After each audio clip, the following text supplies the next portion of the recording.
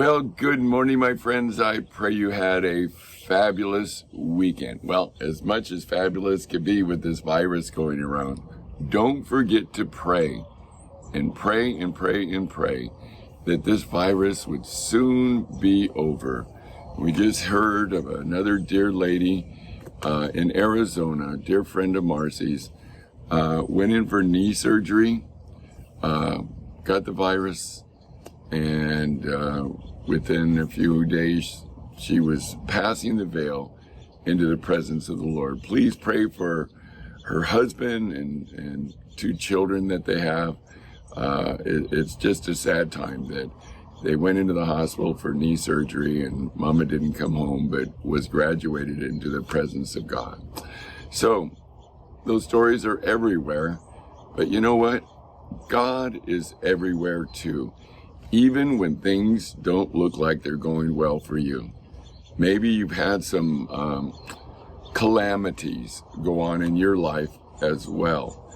And don't give up, because there's always a future that God has for us. God has a plan, and we see that in our scriptures today. So, Father, I pray that you would bless this one verse and it would illuminate our hearts and give us that hope that lies within us through Jesus Christ. Colossians chapter 4, the one verse we're going to look at, verse 10 says this. Now remember, Paul's in prison. He's writing to the people in Colossae because of some bad doctrine. He corrected the bad doctrine. He's signing off now, if you would, and people around Paul are greeting the people there in Colossae, and that's also here in verse 10. Articus, my fellow prisoner, greets you, with Mark, the cousin of Barnabas, about whom you received instructions. If he comes to you, welcome him. Very interesting. When we see in Acts chapter 13 that the Holy Spirit said, separate unto me Paul and Barnabas for a work that I have called them to do, and they went out on a mission trip. Barnabas had a young nephew by the name of Mark. Now, in the midst of that mission trip, we see that Mark ends up going home to Mama. He didn't want to be on the road with them anymore. So keep that in mind. And now we see in Acts chapter 15, starting in verse 36, then after some days, Paul said they finished their first missionary trip. Paul's going to want to go back and visit everybody. And he says this, then after some days, verse 36, Paul said to Barnabas, let us go back and visit our brethren in every city where we preach the word of the Lord and see how they are doing. You know, it's important that you check in with people that you have led to the Lord or you've ministered to, just to see how they're doing. Just call them today and say, hey, how you doing? How's it going? It means a lot to them.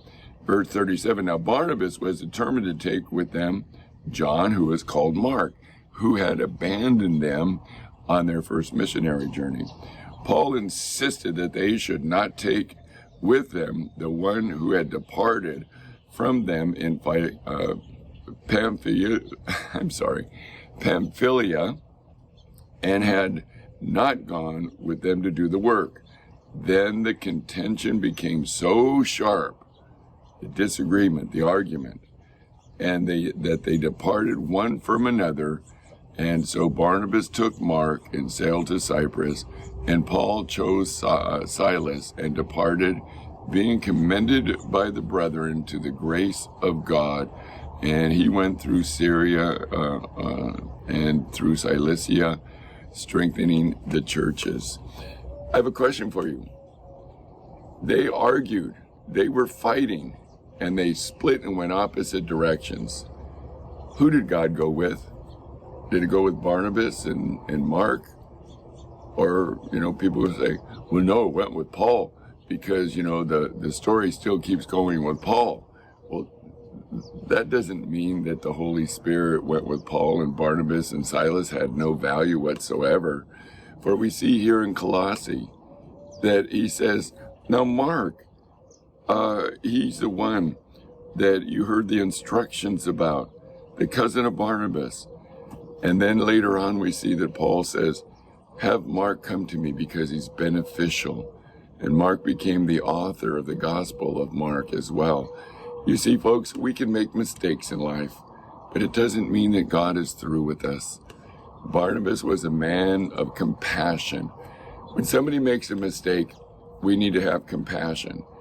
But we should not be an enabler to make them and have them continually sin and make mistakes and not do anything about it.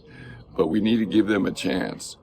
Don't be a person that enables somebody to their detriment, but give somebody a second chance. Maybe there's somebody in your life that's asked forgiveness and you're not willing to give it to them. I'd be careful, because that person could turn out to be a mark to you, beneficial and powerful in your life. So think about that. Let's make a phone call to a few people today just to see how they're doing. And maybe you want to reconsider your feelings towards somebody who's offended you. Never forget, Jesus said, to forgive even as I have forgiven you. That's important to remember.